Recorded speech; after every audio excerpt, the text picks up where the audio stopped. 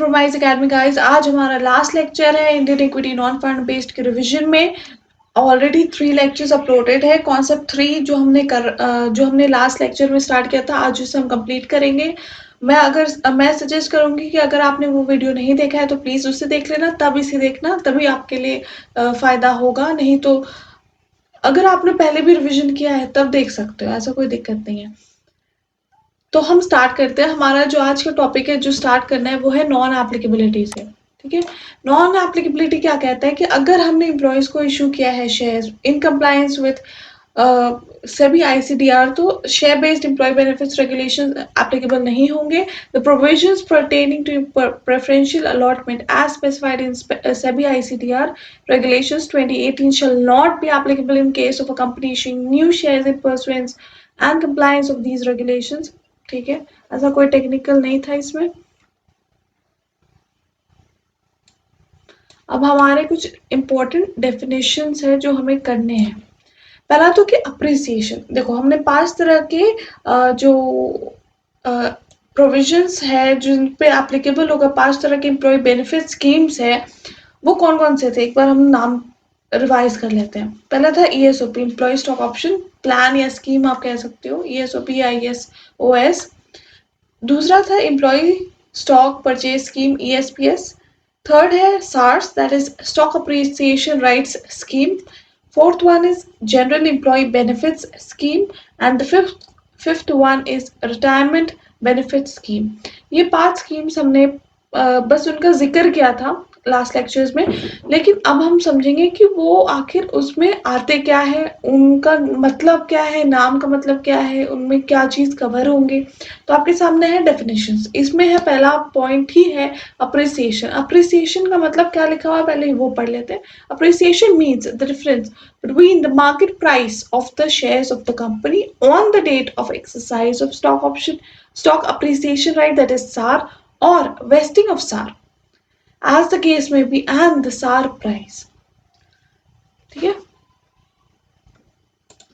इसमें क्या लिखा गया है,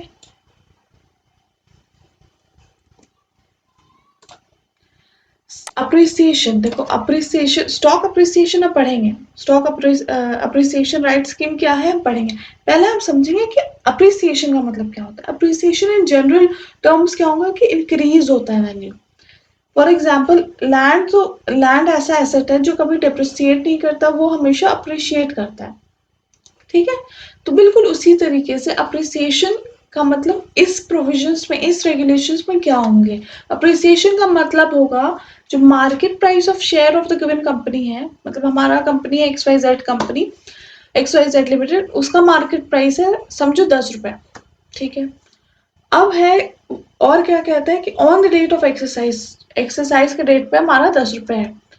और वेस्टिंग ऑफ सार, मतलब इसमें देखो 2 चीजें बोली गई है, एक्सरसाइज डेट और वेस्टिंग ऑफ सार।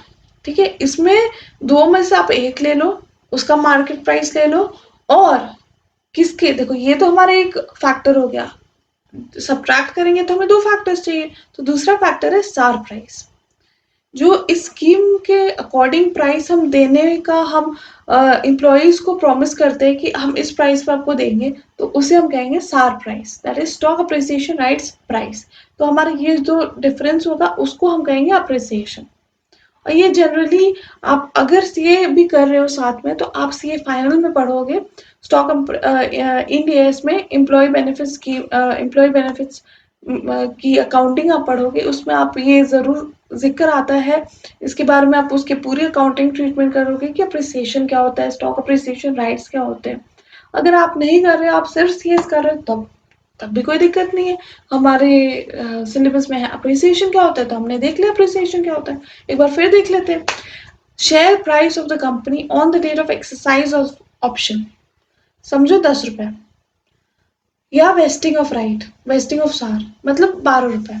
ठीक है, और हमने कहा है कि सार प्राइस क्या होगा, 6 रुपए होंगे। तो अब हम देखेंगे ये दोनों में हायर, जनरली अगर हमें फायदा पहुंचाना है तो हम दोनों में हायर लेंगे, 12 रुपए 6 रुपीज। अब डिफरेंस आ गया 6 रुपए है अप्रिसिएशन, मतलब उसका फायदा है, जो एम्प्लॉयज का फायदा होगा अगर वो इस स्कीम में इन्वेस्ट करते हैं तो।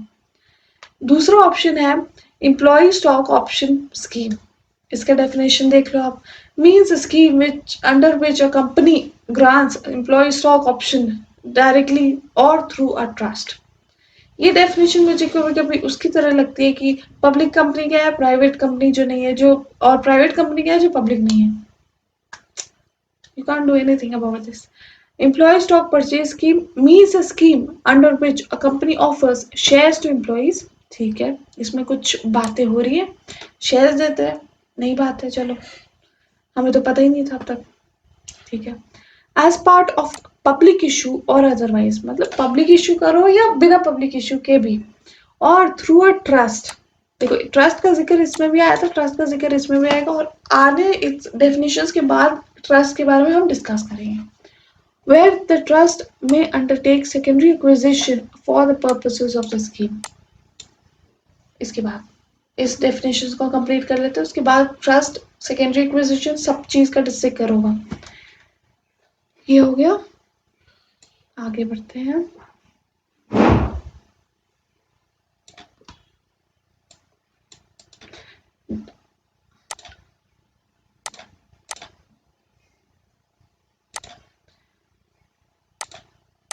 जनरल एम्प्लॉय बेनिफिट्स स्कीम, इसका डेफिनेशन क्या है?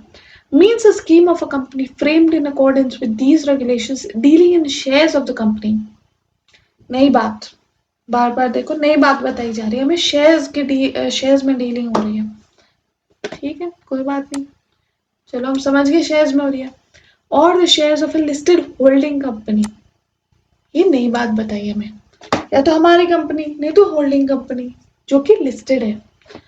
और the purpose for the purpose of employee welfare. हाँ, जनरली ये एम्प्लॉय वेलफेयर के लिए ही, मतलब उनका फायदा हो कहीं ना कहीं से, चाहे वो प्राइस के डिफरेंस में उनका फायदा हो जाए या फिर उनका डायरेक्टली फायदा हो जाए। Employee welfare, including health care benefits, hospital care or benefits in the event of sickness, मतलब कभी आप बीमार हो जाओ, एक्सीडेंट हो गई, कोई डिसेबिलिटी हो गई, डेथ हो गया, स्कॉलरशिप फंड्स और such other benefit has specified by the company, मतलब कोई भी तरह की डायरेक्ट बेनिफिट आपको देना चाहते हैं। बाकी प्लान्स में क्या था कि आपको कोई आप शेयर्स ले लो, उसके डिफरेंस में आपको जो फायदा होगा, मतलब आपको कम प्राइस पे हम शेयर्स इशू कर देंगे, फिर आप उससे सेल आउट जब करोगे तो आपको जो फायदा होगा वो आपका फायदा है। लेकिन इन स्कीम्स में क्या है ना कि आपको डायरेक्ट बेनिफिट दिया जा रहा है in the event of sickness, death, accident, disability. देखो इनका इसका पर्पस अलग है, सब चीज के पर्पस अलग है, तभी इनका नाम अलग है। नहीं तो एक ही पर्पस के नाम अलग करने से कोई फायदा नहीं है। रेलेवेंट डेट क्या है, ये इंपॉर्टेंट है। Relevant date in case of grant means the date of compensation committee की मीटिंग जब होगी, पढ़ेंगे हम लोग।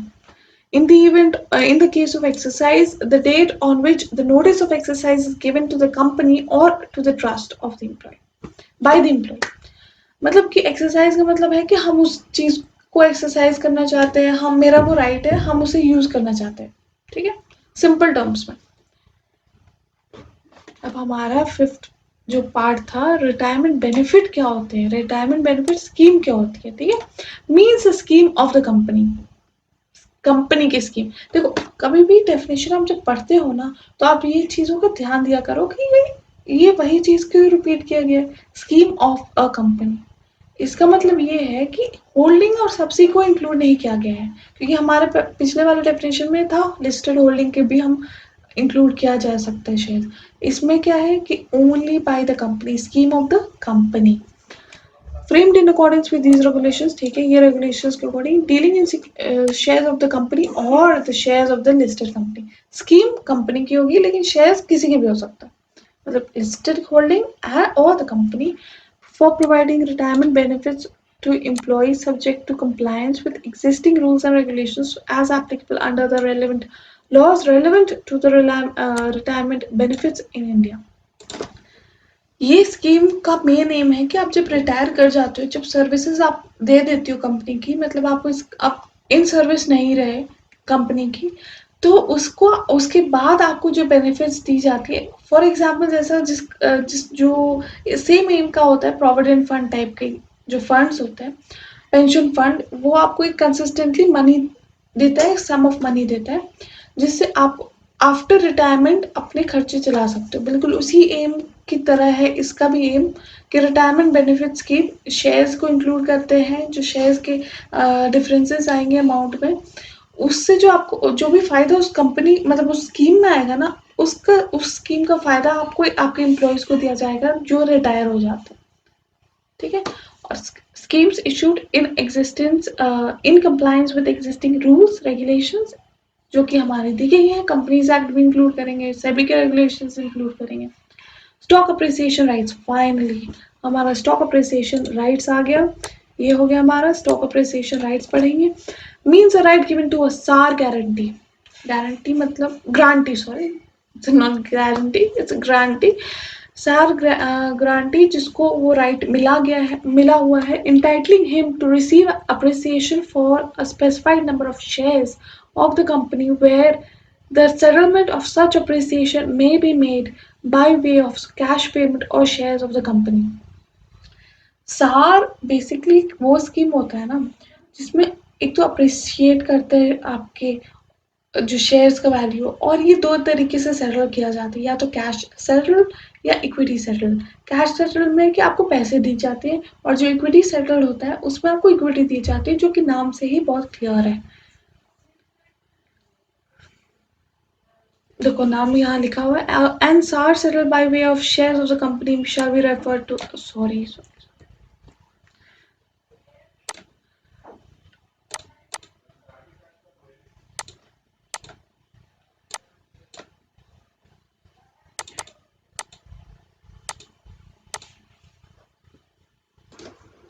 तो आप अपने सामने देख रहे हो जैसे कि जो हमने कहा था इक्विटी सेटल हो सकता है या कैश सेटल हो सकता है, ये है इक्विटी सेटल। ठीक है, stock appreciation right scheme means a scheme under which a company grants सार to employees.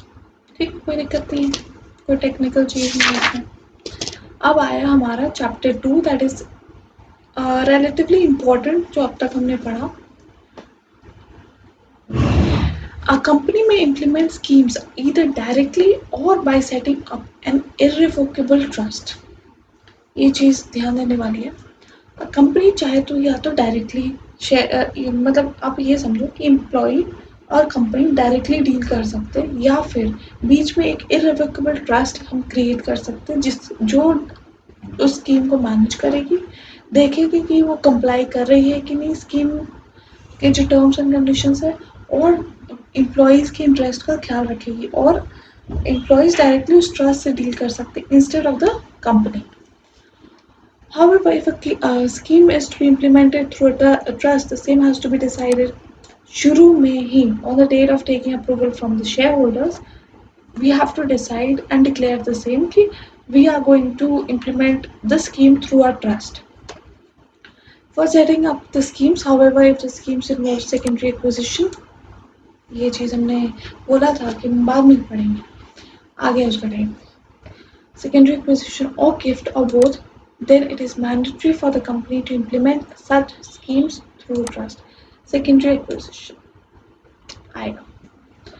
A company may implement several schemes as permitted under these regulations। एक ट्रस्ट से मल्टीपल स्कीम्स हम इम्प्लीमेंट करवा सकते हैं। However, such trust shall keep and maintain proper books of accounts, because कोई इसमें technical तो है नहीं कि हर स्कीम का अलग डॉक्यूमेंट अलग रिकॉर्ड रहेगा for a scheme, so as to explain its transaction and to disclose at any point of time the financial position of a scheme, and in particular give a true and fair view of the state of affairs of the scheme। Clear है? SEBI may specify the minimum provisions to be included in the trust deed, मतलब एक minimum format, मतलब कि ये contents होने चाहिए उस format में, उस ट्रस्ट डीड के फॉर्मेट में, तो वो सभी स्पेसिफाई कर सकती है, under which the trust is formed, and such trust and any modification thereto shall be mandatorily filed with the stock exchange in India where the shares of the company are listed। अगर उसमें कोई भी changes होते हैं तो उसे stock exchange के पास file करना पड़ेगा, या फिर at the time of creation और modification।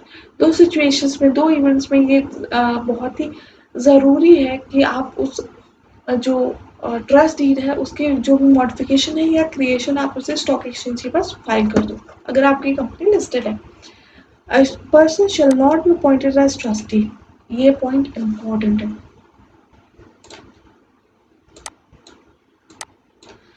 कि देखो कब हम उस एक पर्सन को ट्रस्टी अपॉइंट नहीं कर सकते। दो इम्पोर्टेंट कंडीशंस दी गई है। वो पहला इम्पोर्टेंट कंडीशन क्या है कि या तो वो डायरेक्टर की मैनेजरियल पर्सन या केएमपी, मतलब डायरेक्टर केएमपी और प्रोमोटर ऑफ द कंपनी हमारी कंपनी का जो स्कीम्स ला रही है, जो ये स्कीम इशू करी है अपनी शेयर होल्डर सॉरी एम्प्लॉयज़ को, उस कंपनी के डायरेक्टर नहीं होने चाहिए, केएमपी नहीं होने चाहिए और प्रमोटर नहीं होने चाहिए। ये ठीक है। अब आया कंपनी के अलावा कौन, जो हमारी होल्डिंग है, जो हमारे ऊपर है और जब हमारे नीचे जो हमारी सब्सी है वो, या फिर जो एसोसिएट है, मतलब जिसमें हम 20% या उससे ज़्यादा शेयर्स होल्ड करते हैं, वो एसोसिएट कंपनी की के भी डायरेक्टर केएमपी और प्रमोटर। अब इन सब के जो डायरेक्टर केएमपी प्रमोटर है उनके रिलेटिव, एक बार और, डायरेक्टर केएमपी प्रमोटर चाहे वो कंपनी के हो, चाहे होल्डिंग के हो, चाहे सब्सी के हो, मतलब उनके भी डायरेक्टर केएमपी प्रमोटर को एक्सक्लूड किया गया है, हमारी कंपनी के भी और सब्सी के भी और एसोसिएट के भी। होल्डिंग सबसे एसोसिएट और ऑफ द कंपनी 4 कंपनीज को एक्सक्लूड किया गया है, उनके डायरेक्टर प्रमोटर के एमपी सॉरी ट्रस्टी अपॉइंट नहीं किए जा सकते हैं और साथ ही साथ उनके जो रिलेटिव है उनको भी अपॉइंट नहीं किया जा सकता। ऐसा नहीं है क्योंकि देखो ये अल्टीमेटली ये रूट को बनने से रोकने का है कि कहीं भी कोई भी उनके जो इंटरेस्ट है उस एक उन पर डिट्रीमेंटल इफेक्ट ना पड़े, क्योंकि अगर डायरेक्टर खुद अगर एम्प्लॉय नहीं हो सकता, अगर वो ट्रस्टी नहीं बन सकता, तो ज़्यादा चांसेस है कि वो अपने रिलेटिव को बना दे जो एक डमी की तरह काम करेगा, उनके डायरेक्शंस को फॉलो करेगा और शायद आज नहीं तो कल डिफॉल्ट कर सकता है। इसलिए ये चीज़ को रोकने के लिए उनके रिलेटिव को भी इंक्लूड किया गया इस डेफिनेशन में। सेकेंडली, बेनिफिशियरी होल्ड्स 10% और मोर, ध्यान देने वाली बात है, 10% और more of the paid up share capital of the company. इसमें इक्विटी प्रेफरेंस दोनों इंक्लूड किया गया है और उसमें ये खास ध्यान देने वाली बात है कि 10% या उससे ज़्यादा कोई भी अगर होल्ड करता है तो उसे हम ट्रस्टी नहीं बना सकते।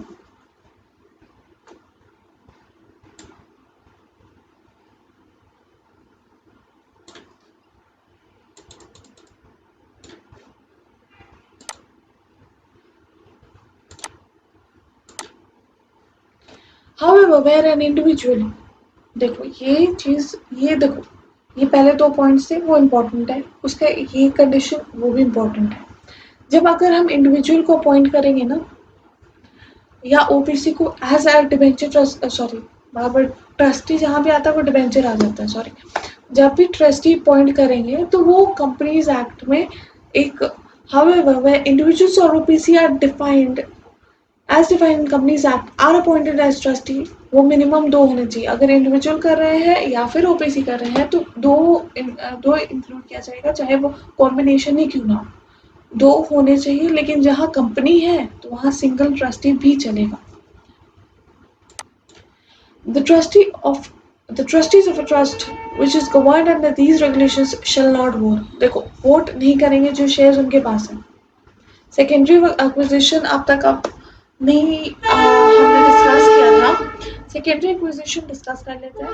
सेकेंडरी एक्विजिशन का मतलब है कि आपके लिए मैं ये डेफिनेशन जो पेयर टेक्स्ट है हम मैंने उससे लाया है और मैं आपको एक बार ये रीड करके सुना देती हूँ। Secondary acquisition means an acquisition of existing share जो ऑलरेडी मार्केट में फ्लोट कर रहे हैं उन शेयर्स को अक्वायर करना by the trust on the platform of a recognised stock exchange for a cash consideration. अब आपके सामने ये क्लियर है। सेकेंडरी एक्विजिशन मतलब एक नॉर्मल जैसे हम अगर इन्वेस्ट करने जाए तो हम जैसे अक्वायर करेंगे जो ऑलरेडी फ्लोटेड है मार्केट में, सेकेंडरी मार्केट कहते हैं उसे। अगर हम उस मार्केट से अक्वायर करने जाएंगे तो उससे कहेंगे ट्रस्ट के टर्म्स में सेकेंडरी एक्विजिशन, और इस रेगुलेशंस के टर्म में secondary acquisition bye the trust for cash consideration. मतलब वही है कि आप पैसे दोगे शेयर्स लोगे, बात खत्म। अब इससे जो रिलेटेड प्रोविजन है आप उस पर उस पर ध्यान देना। द ट्रस्टी इज गवर्न, ठीक है, इसमें वोटिंग राइट नहीं मिलेंगे, वो तो पॉइंट ठीक है। The trustee shall ensure appropriate approval from shareholders has been obtained to enable the trust to implement the scheme and undertake secondary acquisition for the purpose of the scheme। मतलब approval ले लेनी होगी हमें from the share holders कि हम ये implement करने जा रहे हैं स्कीम। मतलब जो हम एकदम स्टार्टिंग वाले अप्रूवल्स लेते हैं ना, उसमें ही स्कीम, हम ये स्कीम लाने वाले हैं, वो सब हम शेयर होल्डर्स को बताते हैं कि हम ये स्कीम लाने वाले हैं और ये स्कीम में ये चीज़ होने वाली है, तो आप मुझे अप्रूवल दे दो। चाहे वो एक रेजोल्यूशन में नहीं, अलग अलग में होंगे, लेकिन हम एक ही बार ले लेते हैं। और undertake secondary acquisition for the purposes of the scheme. Scheme में हम ये सेकेंडरी एक्विजिशन के थ्रू हम जाने वाले हैं, वो चीज़ का भी परमिशन हमें शेयर होल्डर से लेना होगा। The trust shall not deal in derivatives, क्योंकि उसमें स्पेकुलेशन बेस्ड होते हैं, ठीक है, इसलिए हम ट्रस्ट में डेरिवेटिव्स नहीं लेंगे, ठीक है। द कंपनी में लेंड मनी टू ट्रस्ट, ये आया सेकेंडरी एक्विजिशन। मतलब सेकेंडरी एक्विजिशन, अब ट्रस्ट तो हमने बना ली, अब आएगा उसके पास पैसा कहाँ से कि भाई आप जाके मार्केट से शेयर्स ले लो, कहाँ से आएगा पैसा? तो वो कंपनी देगी, आप ये पैसे लो, आप शेयर्स ले लो मार्केट से और वो आप अपने पास रखो एम्प्लॉय के बेनिफिट्स के लिए, ठीक है। इस पॉइंट में तो और कुछ नहीं है।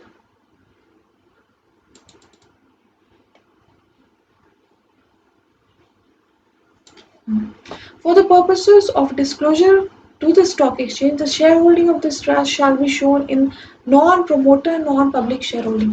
ये बेसिकली बताया है कि फाइनेंशियल स्टेटमेंट में ये कैसे पता चलेगा नॉर्मल शेयर होल्डर्स को कि या इन्वेस्टर्स को, प्रोस्पेक्टिव इन्वेस्टर्स को, कि ये कितने ट्रस्ट होल्ड कर रहा है शेयर्स को, कितने percentage of shares is held by the trust, ठीक है। Shares held by the trust shall not form part of the public shareholding, which needs to be maintained in a minimum 25% of the prescribed under SICRA, as prescribed under SICRA। इसका मतलब है कि 25% आपको जो normal public होती है उनके पास share holding होनी चाहिए। उसके अलावा आप जो शेयर्स ये लेंगे ना ट्रस्ट, उसको उसमें इंक्लूड नहीं किया जाएगा। वो 25% तो अलग है, ये जो है वो अलग है, ठीक है। और इसको कहाँ शो किया जाएगा? Non promoter non public. Explanation से तो क्लियर है कि ये पब्लिक में नहीं आएगा, प्रमोटर तो है नहीं है, तो ये non promoter non public share holding के जो हेडिंग होगा उसके अंदर ये शो करेगा कितना शेयर होल्डिंग है इनका। Secondary position in the financial year by the trust shall not exceed 2% of the paid up equity share capital at the end of the previous financial year। जो हमने ऑलरेडी ऑडिटेड बैलेंस शीट है ना 31 मार्च वाली, उसका 2% से ज़्यादा exceed नहीं करना चाहिए इक्विटी का। पेड अप इक्विटी कैपिटल का 2% से ज़्यादा हम सेकेंडरी एक्विजिशन नहीं करने देंगे अपने ट्रस्ट को जो हमने एम्प्लॉयज़ के लिए बनाया हुआ है, ठीक है। The total number of shares under secondary acquisition held by the trust at no time exceed the below mentioned prescribed limit। ये जो लिमिट है उसको कभी भी एक्सीड नहीं करेंगे। 2% तो बोला गया। अब ये लिमिट है कि as a percentage of paid up equity capital as at the end of the financial year immediately prior to the year to in which the shareholder approval is obtained for such secondary acquisition। For example है हमारा financial year है 2021, ठीक है, इसमें हम करने जा रहे हैं सब कुछ। अब हमें किस डेट का बैलेंस शीट का अमाउंट लेना है? 31 मार्च 2020, ठीक है। उस डेट का 5% 2% से ज़्यादा हम एक्सीड नहीं करेंगे पेड अप इक्विटी को। अब इसमें आया कि जो ये स्कीम्स है ना उसका हम मैक्सिमम जो लिमिट है वो कितना होना चाहिए। पहला में आता है part A B C. A B C में क्या आएंगे? ESOP, ESPS and SARS, that is stock appreciation rights. उसमें 5% से ज़्यादा लाइफ टाइम में एक्सीड नहीं करना चाहिए ऑफ इक्विटी शेयर कैपिटल। दूसरा बी पार्ट में क्या है? General employee benefits scheme and retirement benefit scheme, वो कभी भी 2% से ज़्यादा एक्सीड नहीं करने चाहिए। और तीसरे में है कि देखो टोटल जो स्कीम्स है ना ऊपर और नीचे दिया गया, उस टोटल को मिलाकर 5% से ज़्यादा लाइफ टाइम में एक्सीड नहीं करना चाहिए of equity share capital.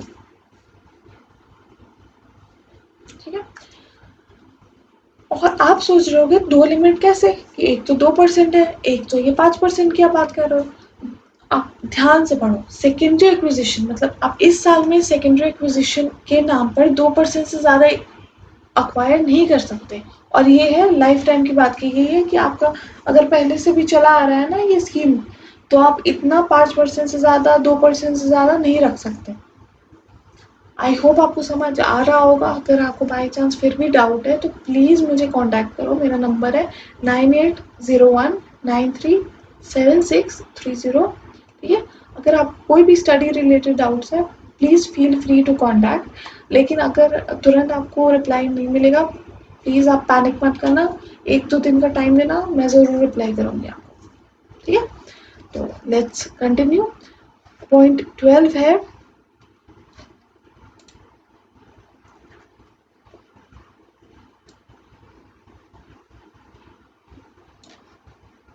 the unapproved appropriated inventory of shares which are not backed by grants acquired through acquisition। इसे हम ओमिट करेंगे अभी के लिए, ये इम्पोर्टेंट नहीं है। अब हम आते हैं हमारे नेक्स्ट पॉइंट पे। The trust shall be required to hold the shares acquired through secondary acquisition. मतलब ये मिनिमम लॉक इन बता रहा है कि 6 महीने के लिए आपको मेंटेन करना पड़ेगा। ठीक है, ये आप लिख लो यहाँ पे, मिनिमम लॉक इन बता रहे हैं यहाँ पे। 13th जो नंबर लिखा हुआ है ना उसके बगल में या फिर इस साइड लिख लो लॉक इन, क्योंकि हमेशा जब आप रिवाइज करोगे ना आप पूरे सेंटेंसेस नहीं पढ़ पाओगे रिविजन के टाइम, वो टाइम टेकिंग हो जाएगा। इसलिए आप ये छोटे छोटे पॉइंट्स को लिख के रखो। The trust shall be permitted to undertake off market transfer of shares only. अब ट्रांसफर कब किया जाएगा, जो हमारे पास अक्वायर किया गया है शेयर्स वो हम ट्रांसफर कब करेंगे, या तो इस स्कीम के अकॉर्डिंग या फिर मतलब स्कीम के अकॉर्डिंग मतलब एम्प्लॉयज को टाइम आ गया कि उनको दे दें हम। और when participating in open offer under SEBI takeover code, ये हम पढ़ेंगे सीआर में टेक ओवर कोड, उसमें ये डिटेल में हम पढ़ेंगे क्या होता है क्या नहीं होता है। The trust shall not become a mechanism, मतलब ये बेसिकली ये कहना चाहता है कि आप अपने फायदे के लिए इस ट्रस्ट को बस यूज करने के लिए आप इसे नहीं बनाओ। एम्प्लॉयज़ का फ़ायदा होना चाहिए तभी ये ट्रस्ट बनेगा, नहीं तो नहीं एग्जिस्टेंस में आ सकता है। तो इसलिए ये कहा गया है एक just mechanism for trading in shares नहीं होना चाहिए कि बस आप खरीद रहे हो बेच रहे हो खरीद, मतलब ये बेसिकली अपने शेयर्स को वॉल्यूम इंक्रीज करने का, ट्रेडिंग का वॉल्यूम इंक्रीज करने के लिए ये जरिया नहीं होना चाहिए ट्रस्ट। ये एम्प्लॉय के बेनिफिट्स के लिए बनाया गया, बेनिफिट के लिए बनाया गया और ये एम्प्लॉय के बेनिफिट के लिए ही यूज होना चाहिए।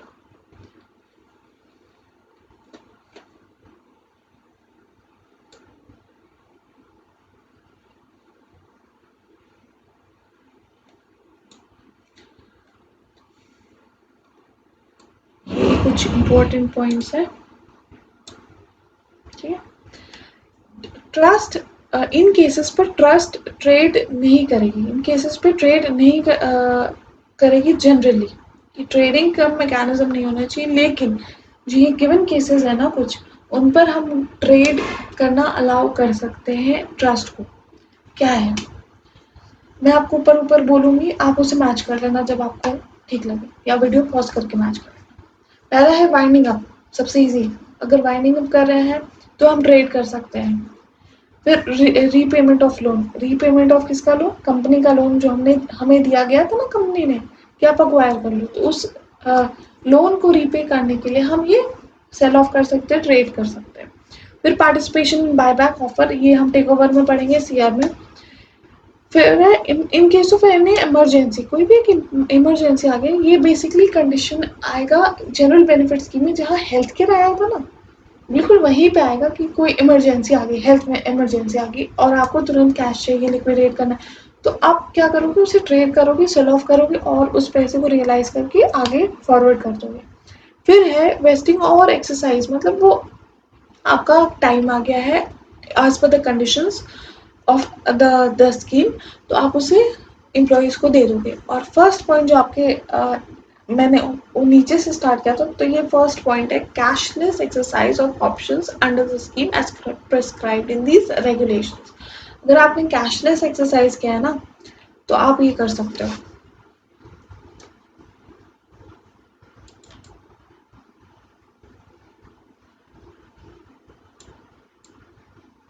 और इसमें ये भी एक लास्ट पॉइंट दिया गया कि the trust shall be required to make disclosures and comply with other requirements applicable to insiders और प्रमोटर्स अंडर, मतलब सेबी इंसाइडर ट्रेडिंग को प्रोहिबिट करने के लिए जो प्रोविजंस बनाए गए हैं, जो रेगुलेशंस है, उसको भी हमें कंप्लाई करते हुए चलना है। Eligibility,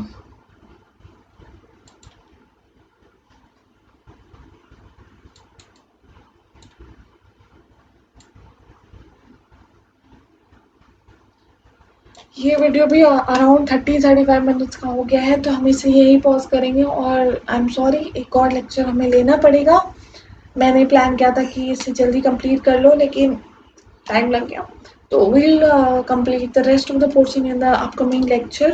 Stay tuned and stay blessed. Bye bye.